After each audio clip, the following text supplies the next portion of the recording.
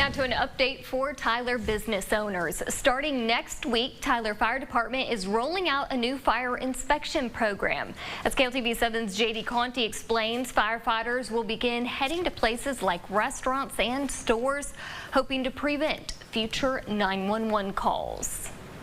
This program is for prevention. It's not for penalties. If you own a business here in the city of Tyler and you get a visit from a fire truck next week, you might not have any need to worry. It might just be part of a new fire inspection program. Firefighters who are certified inspectors will conduct visits to the over 6,000 Rose City businesses. Be able to shop, not worrying about your family, your children, your elderly, being able to get in, safely shop, and get out. Firefighters will be checking for things like department connections, sprinklers, extinguishers, and more. Fire Marshal Joey Hooten says they'll also be looking to make sure residents are ready in the event of an emergency. Exit signs should be lit, showing you exactly where to go.